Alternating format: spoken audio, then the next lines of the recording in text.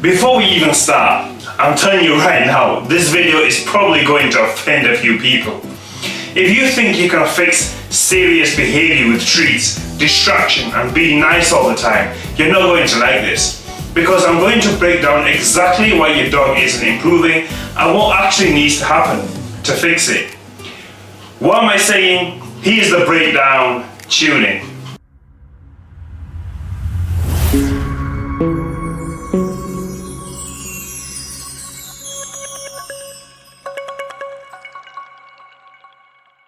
Now, everyone wants to talk about positive training or force-free training, but nobody wants to talk about punishment. But the reality is, if your dog is aggressive, reactive, or completely out of control, then something needs to stop. And most people don't have a clue how to actually stop behavior. Let me give you something straight from a professional working with dogs every single day. The ability to stop behavior is number one. Every single person that comes to me needs to stop some unwanted behaviors, and that's reality. People don't come to trainers or to myself because their dog can't do a flashy heel. They come because the dog is biting, the dog is lunging, the dog is destroying the house or dragging them across the road. And all of that comes down to one thing: behavior that hasn't been stopped, not redirected, not managed, but completely stopped. But instead, people try to train around it, which is why they stay stuck for months and sometimes even years. Most owners are walking around yelling at the dogs and they think that's training. It's not. Most people who just shout at the dogs or constantly repeat commands get more angry and emotional over time, and that creates conflict with the dog. Every time you repeat yourself, your tone changes, your frustration builds, and your dog feels it. Now, instead of clarity, you've got emotion, you've got tension, and you've got conflict, and the unwanted behaviors are still ongoing. Dogs do not learn from what you say, they learn from consequences. If a dog touches an electric fence just once, it will know not to touch that fence again. Not because someone said no or someone said leave it. It just learns not to do it again because it was an uncomfortable experience. It's the same if you put your hand on a hot stove. You will learn quickly not to do that again. That's learning. No constant commands, no repetition, just one clear outcome. That wasn't worth it. And that's exactly what's missing in your training, because if the bad behavior still pays off, the dog will keep doing it. Now, there's a big debate in dog training around conditioned punishment versus actual consequence. Now, personally for me, I don't want to manage my dogs by constantly saying no. I want them to understand what not to do. That's actual consequence. That's the difference. If your dog only behaves when you're talking to it, it's not trained, it's managed. A properly trained dog doesn't need reminders, doesn't need constant input from the owner. It just knows that that behavior is not an option.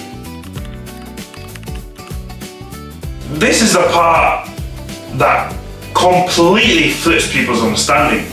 They think punishment creates stress, and to a certain degree they are right.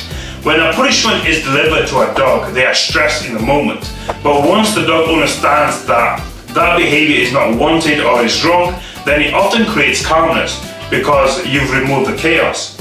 And now that behavior option is gone, so there is no confusion and there is no guessing. So the dog starts to relax because clarity creates calmness.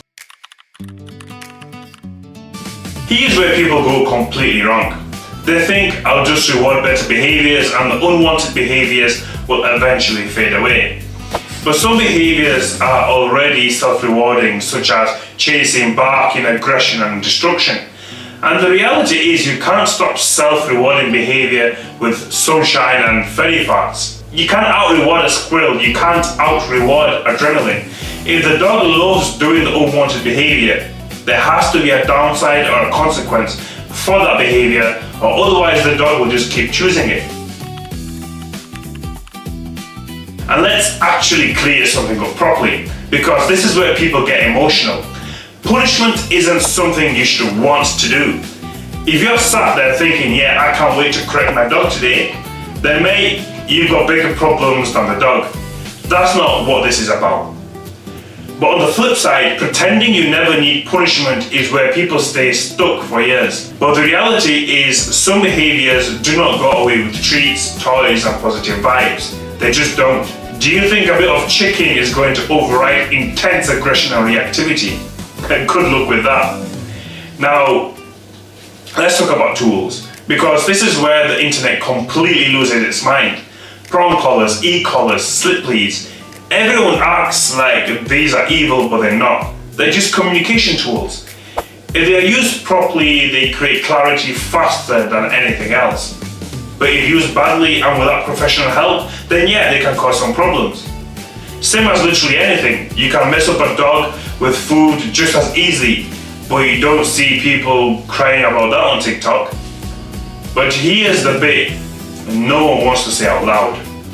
You cannot reliably stop serious behaviours without consequence. You just can't. If your dog is lunging at people, chasing cars, going after other dogs and biting, you do not have the luxury of let's just reward better choices over time. Because it only takes one mistake for someone to get seriously hurt or the dog to get put to sleep. This is where tools like a prong and e-collar come in, because it creates instant clarity, consistency and accountability. Dogs do not need 6 months of reward-based training to stop unwanted behaviours. They need a moment of don't do that again, and then life becomes easier. However, if you're walking around excited to punish your dog, if that's your mindset, you shouldn't be doing this, and I will not work with you. But acting like punishment, corrections and tools aren't necessary in behaviour modification, that's not kind, that's not ethical, that's just ignorance dressed up as morality, and it's the dog that pays for it. Most people spend months distracting the dog, managing the environment and avoiding triggers. But the behaviour is still there, because it was never made not worth doing. You're just delaying the explosion. Sooner or later, the dog gets close enough to the trigger and the behaviour comes back. That's why people say he was doing so well, and then suddenly, it was not sudden, it was just never fixed. So what does this actually look like in real life? It means you stop repeating yourself, you stop negotiating with the dog, and you stop hoping it improves. But instead you create clear outcomes. The right behaviour creates a good outcome, and the wrong behaviour should mean not worth doing again. It needs to be simple for the dog, black and white and no grey area, because that's how dogs understand the world. Most people won't tell you this, and probably most trainers as well, because it's uncomfortable. But if your dog is still struggling, it's not because you haven't tried hard enough, it's because the behaviour was never made irrelevant. If you want real change, you need real clarity, you need real structure, and you need consequences. That's the truth. And now the choice is yours.